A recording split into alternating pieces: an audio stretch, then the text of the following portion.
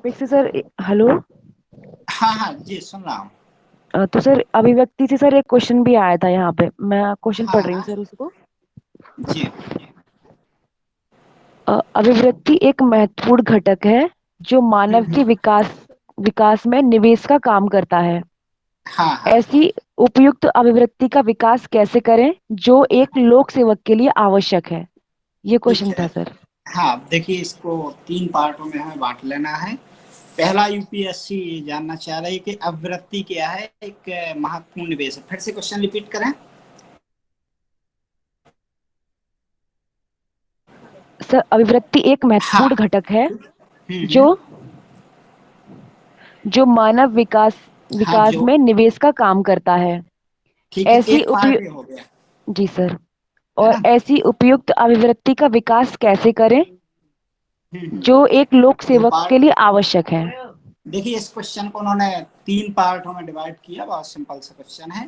पहले वो कह रहे हैं कि अभिवृत्ति एक महत्वपूर्ण घटक है जो क्या करता है कि मानव विकास में एक निवेश का काम करता है। देखिए, हम लोगों ने एक चर्चा की थी आपसे, आपको याद होगा कि सकारात्मक अभिवृत्ति और नकारात्मक अभिवृत्ति, दो मुद्दों पर चर्चा हुई थी, जिसमें बताया था सकारात्मक अभिवृत्ति का तात्पर्य होता, इसको कैसे जोड़ना है, पहले इस पॉइंट समझिए, यहीं से जुड़ेगा।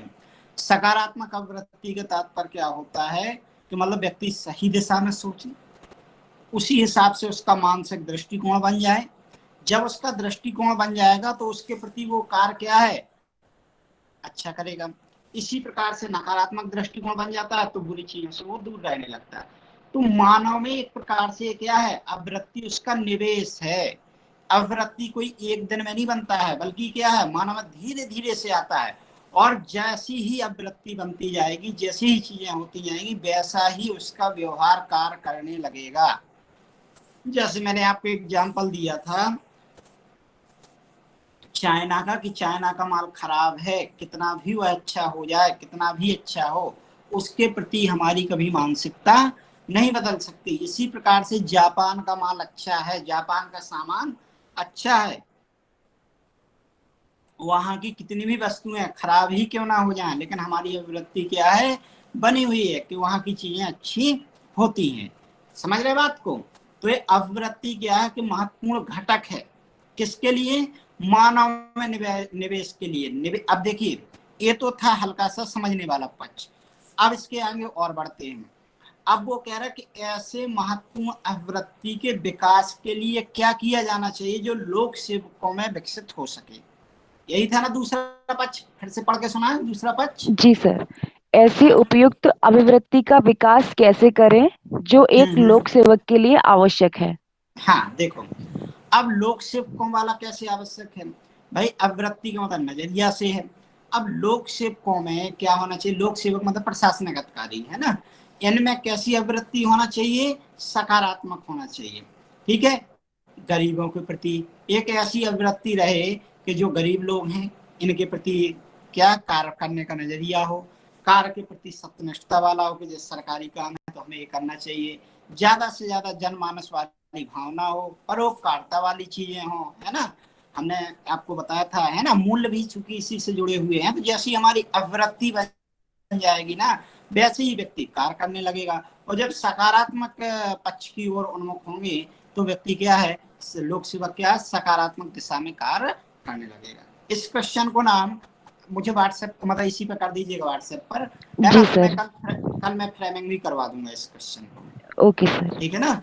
हाँ, बहुत आसान सा क्वेश्चन है, बस यही कुछ शब्दावली का है ना। तो अगला बताएं।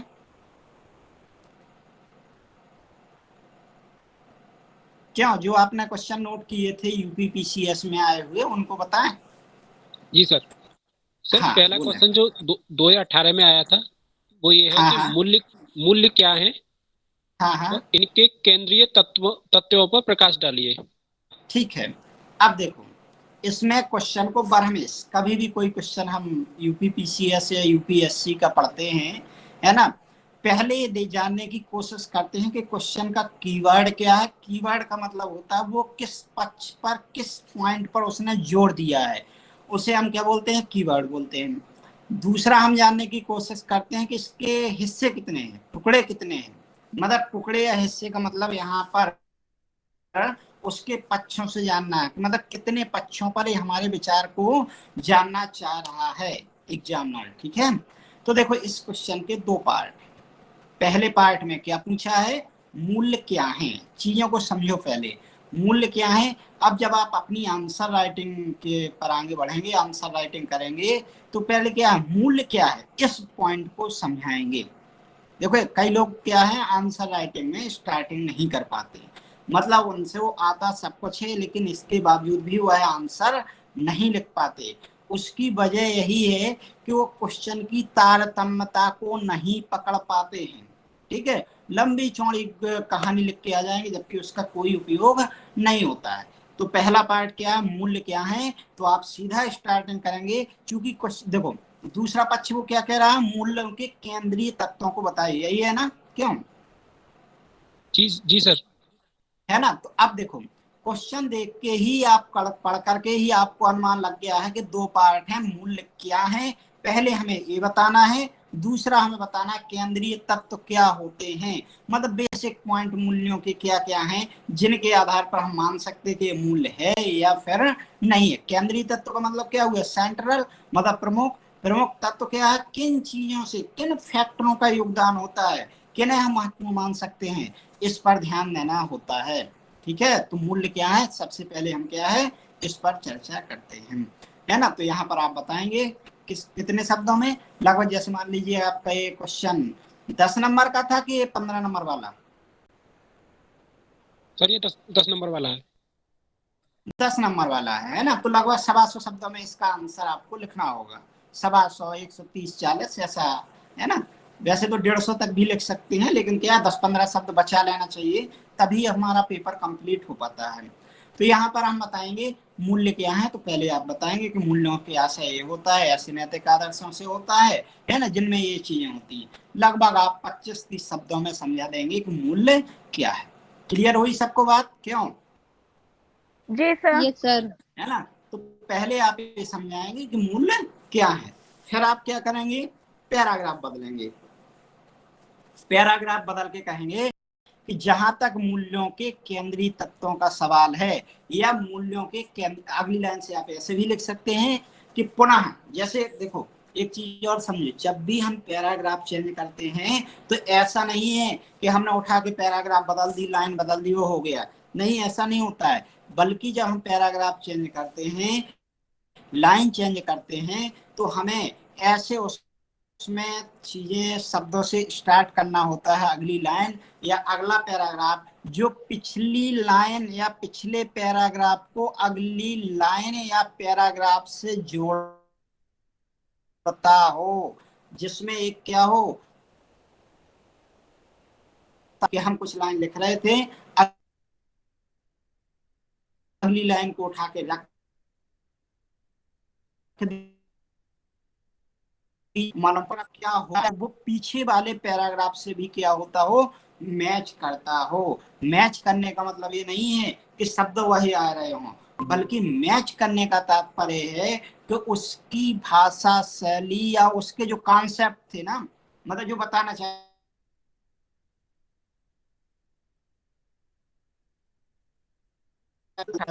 मान लीजिए आप कभी किसी का जीवन परिचय बताते हैं, तो एक तारतम्यता की मैं बात बता रहा हूँ, फिर आते हैं हम इस क्वेश्चन पर।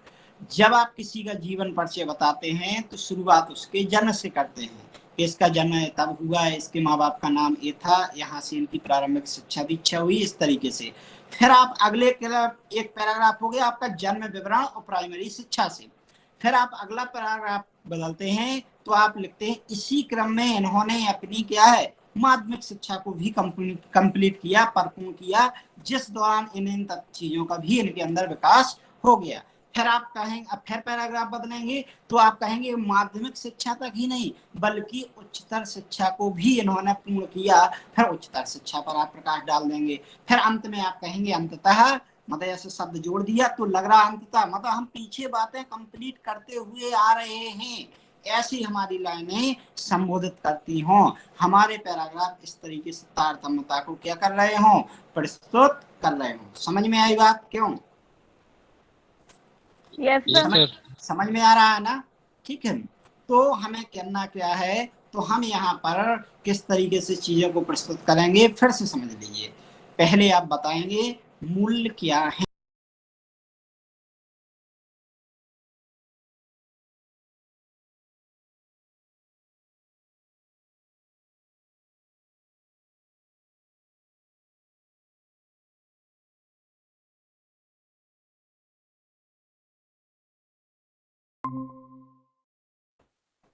तो जो पहला पार्ट छोटा है तो उसका आंसर भी छोटा होगा, और दूसरा पार्ट बड़ा है तो उसका हिस्सा, उसके हिस्से का आंसर क्या होगा, बड़ा होगा। क्लियर बात हो रही ना। तो मूल्य क्या है पहले आप बताएंगे इसे, लेकिन कितने, 30 शब्दावली ज्यादा से ज्यादा इतने में पहुंचेंगे। फिर आप पैराग्राफ बदलेंगे, फिर आप बताएंगे कि मूल्यों के अर्थ को जानने के बाद महत्वपूर्ण हो जाता है कि इसके केंद्रीय तत्वों के, या फिर आप ऐसे बताएं जहां तक मूल्यों के, चूंकि आपने मूल्यों का आशय पहले समझा दिया, अगले पैराग्राफ में भी यही बताएंगे। इसी क्रम में मूल्यों के केंद्रीय तत्वों को देखा जाए तो ये निम्न प्रकार से हैं। ठीक है, आप पॉइंटों में भी लिख सकते हैं, आप पैराग्राफ में भी लिख सकते हैं। एक और चीज जान लीजिए आंसर राइटिंग में, आंसर राइटिंग करते वक्त आप पैराग्राफ का भी चयन कर सकते हैं, आप पॉइंटों में भी लिख सकते हैं, आप डायग्राम का भी प्रयोग कर सकते हैं, जैसे में सुइटेबल लगे। खासकर जहां विशेषताएं बताना हो, जहां केंद्रीय तत्व बताना हो, वहां पर क्या है, पॉइंट पक्ष विपक्ष बताना हो, वहां पर पॉइंट उल्लेख करना अच्छा होता है। और जहां पर मूल्यांकन करना हो, विश्लेषण करना हो, है ना, प्रकाश डालना हो, आलोचनात्मक मूल्यांकन करना हो, टिप्पणी करना हो, ऐसे क्वेश्चनों को पैराग्राफ में लिखना बेहतर होता है। क्यों, समझ में आई बात? जी सर। Yes sir. है ना, जहां पर पॉइंटों में लिखना है वहां पर क्या है, जैसे पक्ष में तर्क दीजिए तो 4-5 लिख दिए, विपक्ष में, लेकिन मूल्यांकन करिए इसको तो हम पॉइंट में बांध ही नहीं सकते। ये तो कैसे होगा, ये पैराग्राफ के रूप में होगा। क्यों, समझ में आई बात? Yes sir. जी है सर। ना, जी सर। हाँ, तो इस चीज को हमें ध्यान में रखना है। क्लियर? ठीक है, तो पहला पार्ट आप बताएंगे कि मूल्यों का आशय क्या है, फिर आप बताएंगे इसके केंद्रीय तत्व। तो केंद्रीय तत्व क्या है, जिनके आधार पर हम मानेंगे मूल्य हैं या नहीं है, जिनके आधार पर, है ना, जैसे हम बताए नहीं थे निर्धारक तत्व, वही तो केंद्रीय तत्व है, जिनके आधार पर किसे हम मूल्य मान सकते हैं या फिर नहीं मान सकते हैं। क्लियर बात है? ठीक है, फिर आप एक केंद्रीय तत्व बताएंगे। हम किसी दिन आपको ये सब क्वेश्चन जो है, और इधर बीच क्या थोड़ा सा व्यस्तता ऐसी ज्यादा बढ़ गई इलेक्शन की वजह से कि टाइम नहीं मिल पाता, नहीं तो ये सब चीजें आपको फ्रेमिंग करके भी 1-2 आंसर डेली हमें ऐसे सेंड कर दिया करते तो भी आपका काफी हद तक लाभ हो जाता। क्यों, मान रहे इस बात को? जी सर। है ना, यस तो ये चीजें, सर। हाँ, तो यहाँ पर आप क्या करेंगे, फिर इस तरीके से केंद्रीय तत्व बताएंगे, लास्ट में निष्कर्ष के रूप में 20 शब्दों में, 15-20 शब्दों में अंततः, लास्ट में क्या लिखेंगे, अंततः स्पष्ट है कि मूल्य एक महत्वपूर्ण किया है, भाव है या आदर्श, गहरे नैतिक आदर्श हैं जो इन तत्वों के आधार पर खड़े रहते हैं। ठीक है, आपका आंसर कंप्लीट हो जाएगा। अगला बताएं क्वेश्चन। सर अगले में 2 अंतर पूछे हैं। एक तो अंतर हाँ है अभिवृत्ति एवं मूल्य, हाँ हाँ, और दूसरा अंतर है अभिवृत्ति एवं मत। ठीक है, देखो, हमने एक दिन आपसे बिल्कुल हल्की हल्की सी चर्चा की थी, लेकिन फिर से हम क्या करेंगे, इसको थोड़ा सा आपको डिटेल से पढ़ा देंगे। ठीक है, बहुत बारीकी अंतर होता है।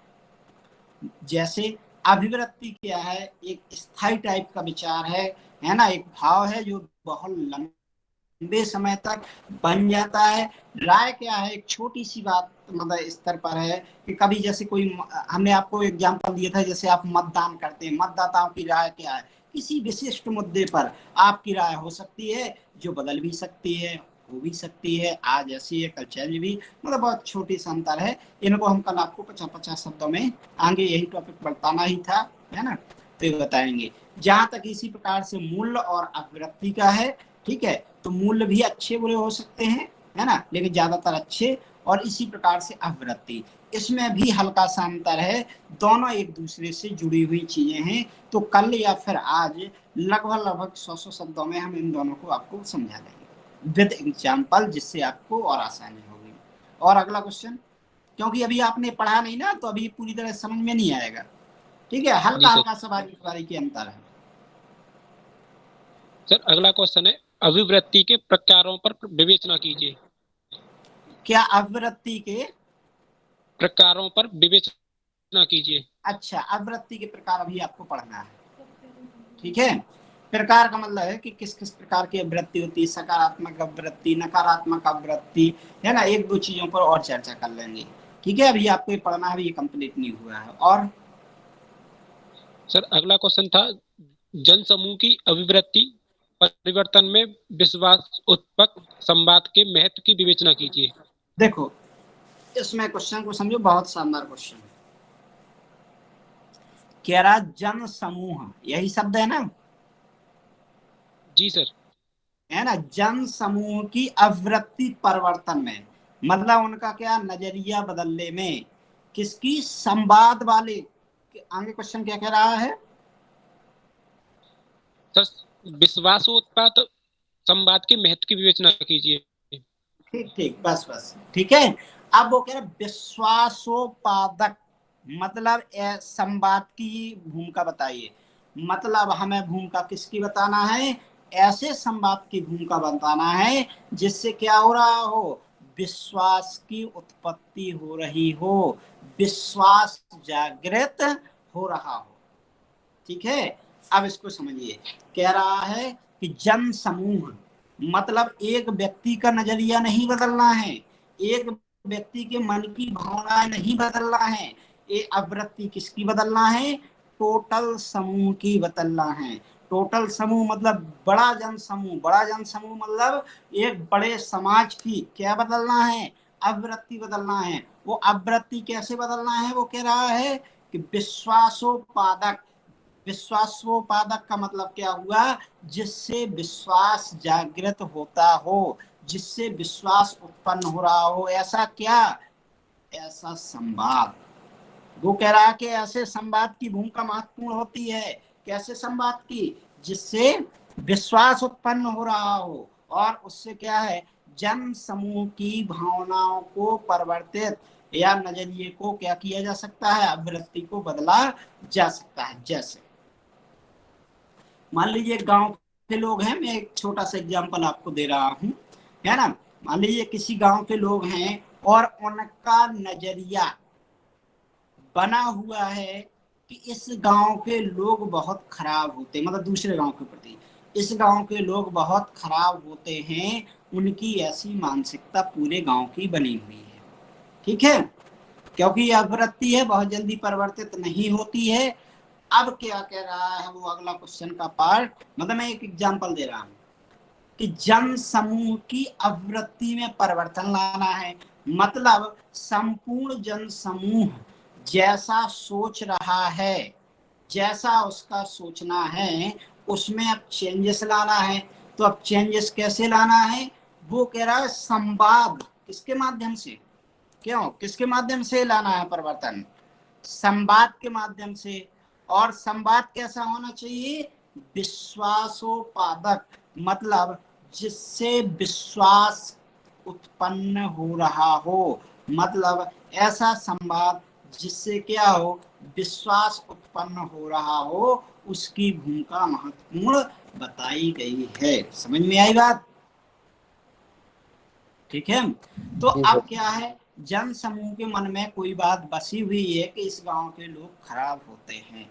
अब वो कह रहा कि विश्वासोपादक संवाद से कैसे चेंज होगी, तो ऐसा संवाद किया जाए। संवाद का मतलब होता है बातचीत करना, संवाद का मतलब क्या है, बातचीत करना, आपस में वार्तालाप करना, जैसे कहते नहीं कि आज संवाददाता समय, उसी से बना। संवाद का मतलब क्या है, बातचीत होना, है ना।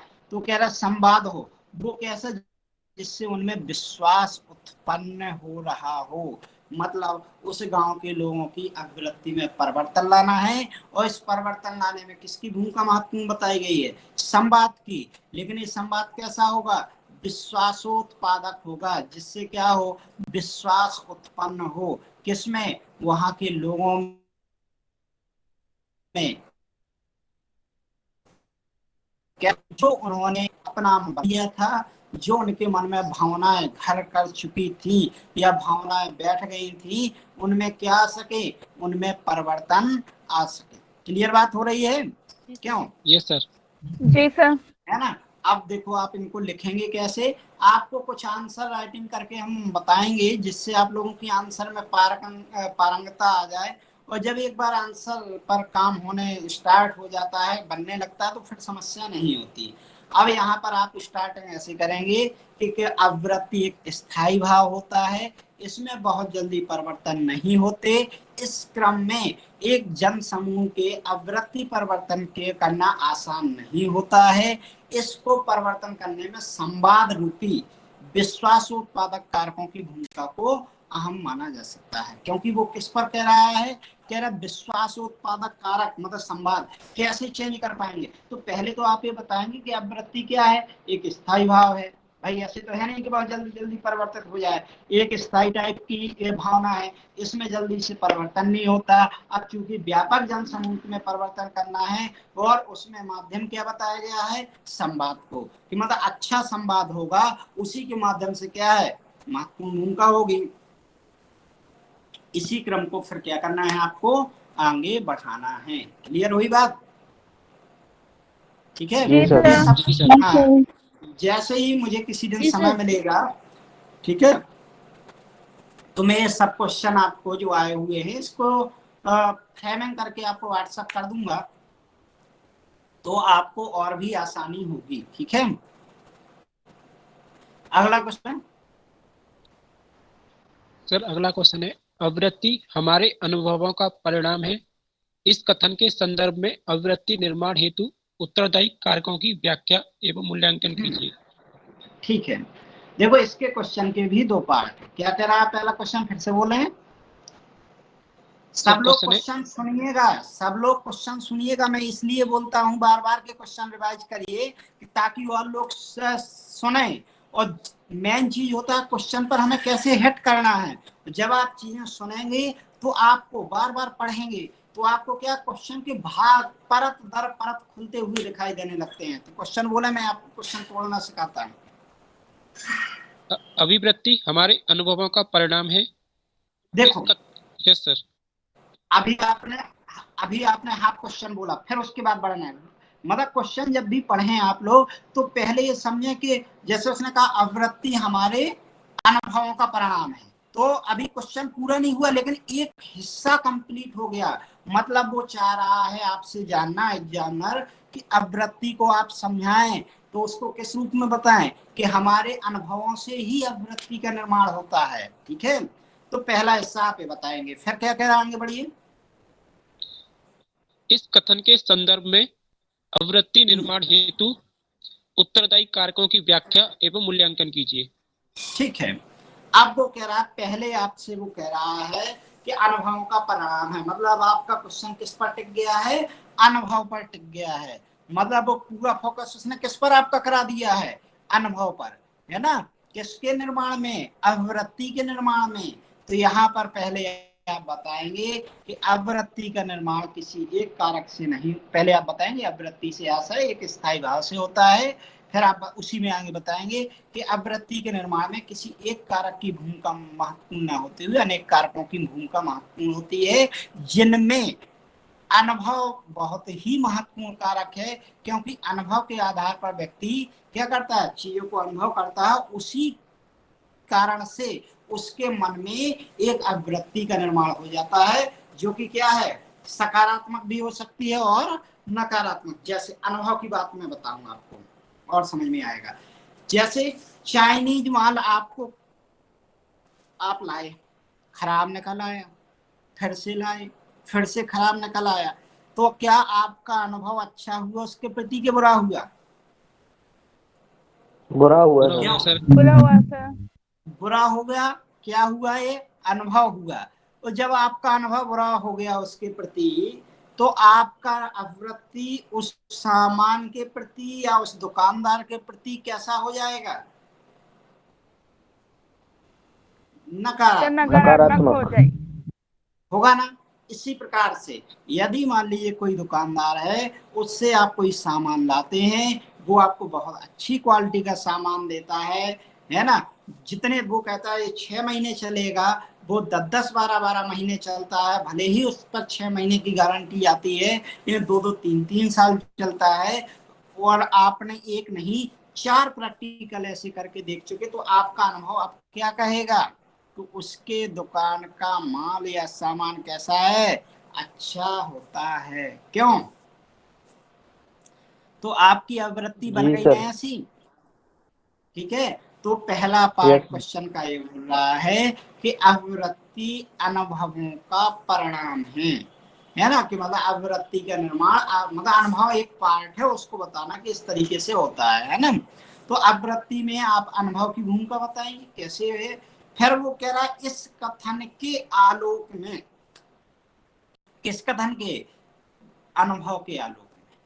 अनुभव कैसे आवृत्ति को बनाते हैं, इसके आलोक में आप क्या करेंगे? आवृत्ति के निर्माण के उत्तरदायी कारक, मतलब किन किन कारकों से उसका निर्माण होता है, लेकिन किस कथन के आलोक में? अनुभव के आलोक में। मतलब ज्यादा आपका जो पॉइंट हिट होगा वो अनुभव शब्द पर हिट करेगा।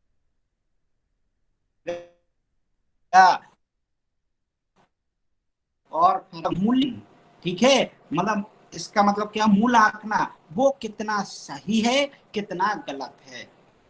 मूल्यांकन का आशय यही होता है, मतलब उसमें कुछ बुराइयां भी हो सकती हैं, कुछ अच्छाइयां भी हो सकती हैं। क्लियर? क्यों? जी सर। जी है ना। सर। तो आप, हाँ, तो बुराई अच्छाई का मतलब क्या? मूल्यांकन। ये तो बुराई अच्छाई हमने मूल्यांकन के शब्द के पर उसमें बताई संदर्भ में। तो आप क्या करेंगे? मूल्यांकन करेंगे, जिसमें ये बताएंगे कि वास्तव में व्यवहार वाली कारक क्या इतना महत्वपूर्ण है या कम महत्वपूर्ण, इसी का आपको मूल्यांकन करना है या करना होता है।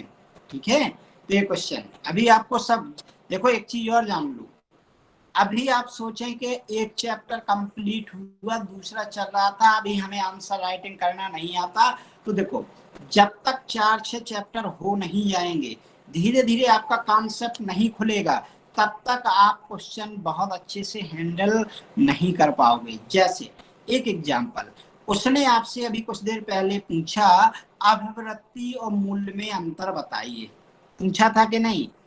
अब आदि आप मान लीजिए सिर्फ मूल वाला चैप्टर पढ़े होते, अवृत्ति वाला ना पढ़े होते, क्या आप ये क्वेश्चन सॉल्व कर पाते?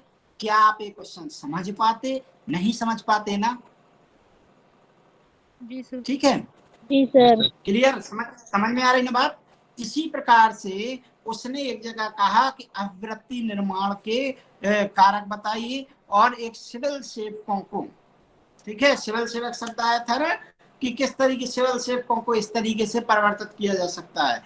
अब जब तक आप सिविल सेवकों की भूमिका, कहीं अलग नहीं पढ़ना, इसी में है एथिक्स वाले चैप्टर में ही, लेकिन आगे के टॉपिकों में, जब तक आपको सिविल सेवकों की भूमिका, सिविल सेवकों की भारत में बस स्थिति क्या है, उनकी नजरिया क्या है ना, और उसमें कैसे चेंजेस किए जाएं, क्या बदलाव की आवश्यकता है, जब तक आप ये चीजें सिविल सेवकों के बारे में नहीं जाने होंगे, तो आप अवृत्ति परिवर्तन में कैसे लिख देंगे?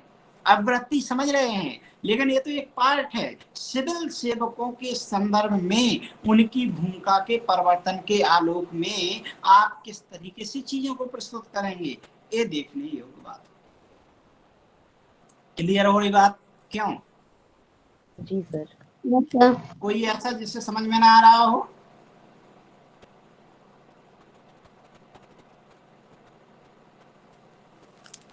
क्यों? कोई ऐसा जिससे समझ में ना आ रही हो बात?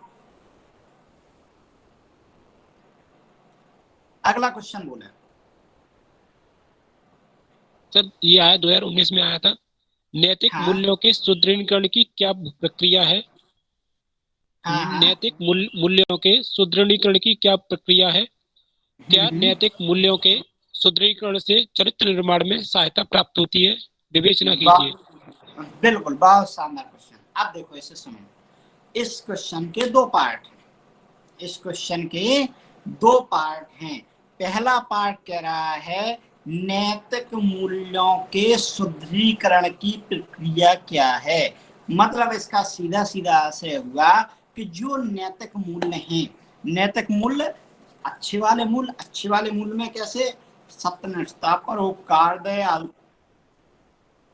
ईमानदारी, सत्यनिष्ठा, ये नैतिक मूल्य हो गए। तो कह रहा है कि नैतिक मूल्यों के सुदृढ़ीकरण, सुदृढ़ीकरण शब्द का आशय है उसे मजबूत करना। किसको मजबूत करना? नैतिक मूल्यों को। तो जानना चाह रहा है आपसे कि नैतिक मूल्यों को कैसे मजबूत किया जाएगा। ठीक है, नैतिक मूल्यों को कैसे मजबूत किया जाएगा? तो भाई मजबूत करने की कई चीजें हैं। भाई हम नैतिक मूल्य कहाँ से सीखते हैं? परिवार से सीखते हैं, शिक्षण संस्थानों से सीखते हैं, समाज से सीखते हैं, न्यूज और भी कई माध्यमों से सीखते हैं ना, क्योंकि ये सीखने की प्रक्रिया जन्मजात नहीं है। तो जहां से हम सीखते हैं वहां से सकारात्मक मूल्य भी सीख सकते हैं और नकारात्मक मूल्य भी सीख सकते हैं। तो नैतिक मूल्य चूंकि सकारात्मक पर बल दिया गया है, तो इसलिए परिवार की भूमिका को मजबूत किया जाए, परिवार में इस तरीके से हो। शिक्षण संस्थानों की पाठ्यक्रमों में कुछ ऐसे चेंजेस किए जाए कि जिससे मूल्यों को और मजबूती प्रदान की जा सके। समाज की विचारधारा में भी इस तरीके से चेंजेस किया जाए। ओवरऑल कुल मिला के हमें किस चीज पर बताना है, किस चीज पर फोकस करना कि ऐसे किस तरीके से मजबूत किया जाए। क्लियर बात? फिर देखो, फिर वो कह रहा है अगला हिस्सा कि इसकी भूमिका चरित्र निर्माण में कैसे है। अब देखो व्यक्तिगत चरित्र कैसा होता है, दो प्रकार से, या तो बुरा चरित्र हो गया, अच्छा चरित्र होगा। क्यों? समझ जी में आ सर। रही बात? जी सर। या तो उसका चरित्र क्या होगा, बुरा होगा, या फिर अच्छा होगा, दो ही है। बुरा चरित्र कैसे होगा? चोर, डाकू, लुटेरा, है ना, गलत आदतें, गलत सलाह देना, लोगों को गलत तरीके से करना, तो ये बेकार चरित्र के व्यक्ति की पहचान हो गई, झूठ फरेब इस तरीके से। और दूसरी तरफ जो व्यक्ति ऐसा हो, ईमानदार हो, सही तरीके से अपनी बात रखता हो, सही तरीके से बोलता हो, लोगों का आदर सम्मान करता हो, है ना, तो इस तरीके से वाला व्यक्ति क्या कहलाएगा? अच्छे चरित्र वाला कहलाएगा। किसको क्या, किससे क्या बात बोलना है, किसकी क्या सम्मान देना है, किसकी क्या भूमिका है, इस तरीके से वाला क्या कहलाता है? सकारात्मक वाला कहलाता है, अच्छे चरित्र वाला व्यक्ति कहलाता है।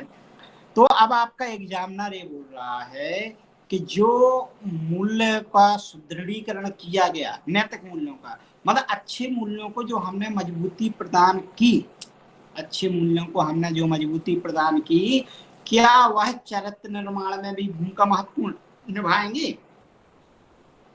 क्यों? जब अच्छे मूल्य मजबूत हो जाएंगे आपके अंदर, अच्छे मूल्यों के आधार पर आप काम करने लगेंगे, अच्छे मूल्य ही आपके अंदर प्रविष्ट हो जाएंगे, तो क्या आपका चरित्र निर्माण अच्छा होगा कि नहीं होगा? क्यों? जी जी सर। सर। होगा। है ना? तो यही क्वेश्चन है, इसके दो पार्ट हैं। पहला वो कह रहा है कि मूल्यों की सुदृढ़ीकरण की प्रक्रिया बताइए, तो आप अपने आंसर की स्टार्टिंग ऐसे करेंगे, पहले बताएंगे संक्षेप में 20 शब्दों में मूल्य क्या है। आप बताएंगे मूल्यों से ऐसे ऐसी ऐसी स्थिति से गहरे नैतिक आदर्श होते हैं जो ऐसे हैं। फिर आप बताएं, अगला पैराग्राफ चेंज करेंगे, आप बताएंगे कि मूल्यों को सुदृढ़ीकरण करना आवश्यक होता है, इसकी प्रक्रिया निम्नवत है। कैसे मजबूत बनाया जाए? तो जहां से सीखते हैं वहीं चीजों को मजबूत किया जाए, तो वहीं से तो मजबूत होंगे। ठीक है, आप सुदृढ़ीकरण की प्रक्रिया बता देंगे। फिर आप पैराग्राफ चेंज करेंगे और बताएंगे कि मजबूत नैतिक मूल्य ही एक अच्छे चरित्र का निर्माण करते हैं। ठीक है, किस तरीके से करते हैं उस चीज को बताएंगे। लास्ट में कंक्लूजन लिखते हुए आप स्पष्ट करेंगे कि मूल्यों का महत्व व्यक्ति के जीवन में महत्वपूर्ण होता है, उसी के आधार पर उसके क्या है, चरित्र का निर्माण होता है। चरित्र अच्छा होगा या बुरा होगा, ये किसके आधार पर डिसाइड होता है? नैतिक मूल्यों के आधार पर डिसाइड होता है। जैसे एक और एग्जांपल समझ लीजिए, किसी व्यक्ति में नैतिक मूल्य नहीं है, समझिएगा बात को, और एक सब्जी का ठेला लगाए हुए कोई वृद्ध व्यक्ति, गरीब व्यक्ति बैठा हुआ है और उसमें नैतिक मूल्य नहीं है, तो वो वहां से निकलेगा उसकी सब्जी ही उठा ले जाएगा। चोरी कर लेगा उसकी सब्जी, क्यों? क्योंकि उसका चरित्र ऐसा है। और यही दूसरी तरफ कोई व्यक्ति देखेगा कि बहुत बूढ़ा सा व्यक्ति है, उसी के भरोसे बैठा है, थोड़ा सब्जी रखी है, तो वो 1-2 रुपए महंगी भी देगा, तो वो व्यक्ति क्या करेगा, उससे वो चीजें खरीदेगा। समझ में आई बात? जी सर। क्यों? है ना? तो चरित्र निर्माण में इस तरीके से भूमिका होती है। अगला क्वेश्चन। जी सर।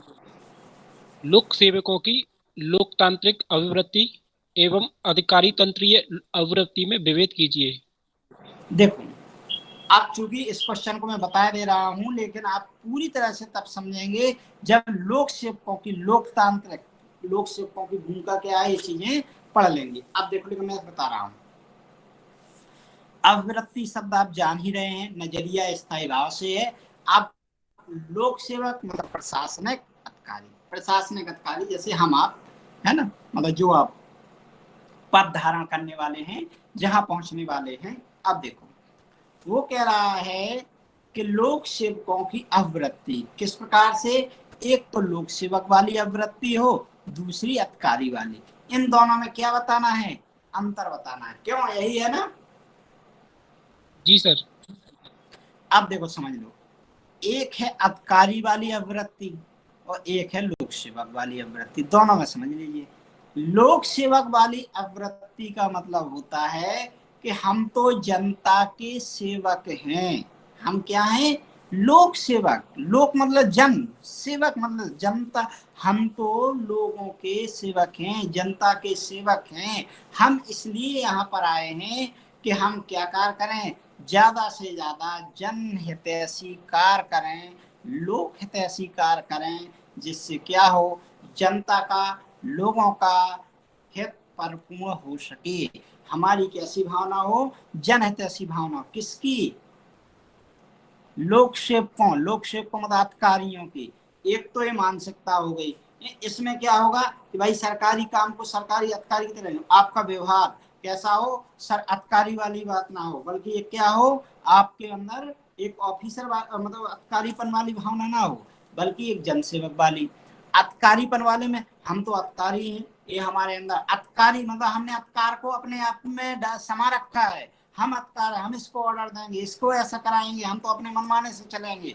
आप अफसरशाही, है ना, एक अधिकारीपन वाला अलग से रुआब में रहना। तो वो कह रहा कि एक ऐसी अभिवृत्ति है और दूसरी क्या है, जनसेवक वाली। दोनों में अंतर क्या है? तो देखो, जनसेवक वाली अभिवृत्ति होगी तो क्या होगा, जनसेवक अभिवृत्ति वाले में जनता के हित की ज्यादा बात सोचेंगे, अपने आप को उनको सेवक की भूमिका में रखेंगे। सेवक की भूमिका में रखेंगे तो उसके लिए ज्यादा कार्य करेंगे। अपने आप को जनता का बॉस ना मान के क्या मानेंगे, उनको सेवा प्रदाता करने वाला मानेंगे। तो आपकी एक अलग भूमिका होगी। उसी प्रकार से दूसरी तरफ अधिकारीपन वाली भावना होगी तो आप में एक अकड़ होगी। अधिकारीपन वाला रौब दिखाने की कोशिश करेंगे, जज्बा फैलाने की कोशिश करेंगे। तो ये कुछ अंतर होते हैं।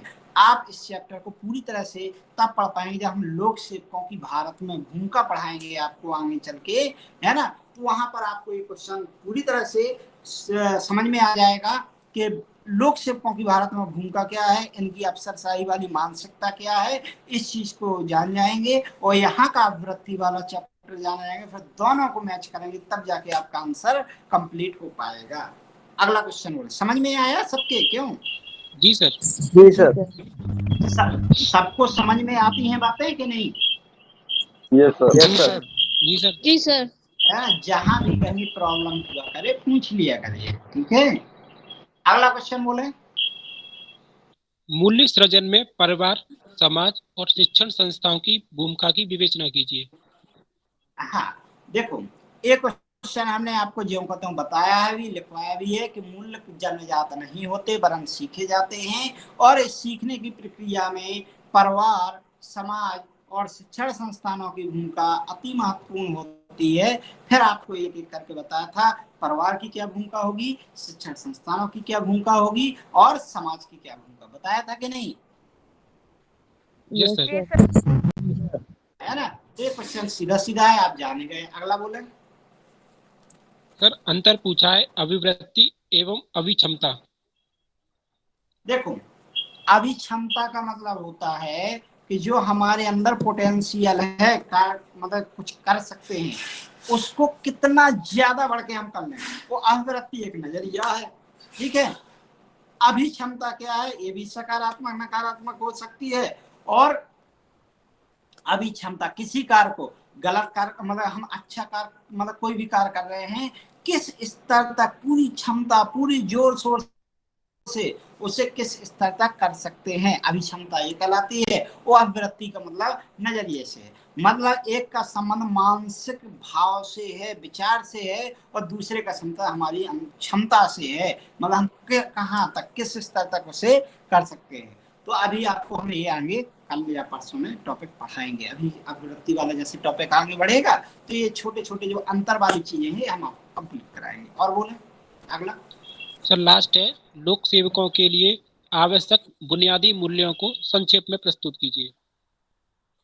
ठीक है, अब देखो जब आप लोक सेवक पढ़ लेंगे कि लोक सेवकों की भूमिका क्या है ना, भारत में क्या हो सकता है, तो अब आपको समझ में आएगा कौन कौन से बेसिक मूल्य होंगे। जैसे सत्यनिष्ठता, लोक सेवकों में क्या होना चाहिए, सत्यनिष्ठता होना चाहिए, सरकारी काम को सरकारी जैसा ना समझे, बल्कि क्या हो उनमें सत्यता हो, निष्ठता हो, किसके प्रति, सरकारी कार्य के प्रति। कैसी निष्ठा हो कि हमें ये कार्य करना है, ये हमारा अपना कार्य है, ये सरकारी नहीं है ना, निष्ठा हो। और जो भी कार्य करवाने आए, जो भी व्यक्ति आए है ना सेवा, तो उसको बहुत उसकी संतुष्टि अहम हो, है ना। तो ये क्या है, लोक सेवकों में कुछ चीजें नैतिक मूल्य हैं, उनको अभी आगे पढ़ाएंगे तो उससे जोड़ के बताएं तो चीजें आएंगी। और क्वेश्चन है कि इतने ही, सर और है ये इसके अलावा? नहीं सर। ठीक है ना। तो कल मैं कोशिश करूंगा इन सबकी आपको फिर मैं करा दूं। और आज की क्लास यहीं तक रहेगी, कल जो है हम लोग मिलेंगे।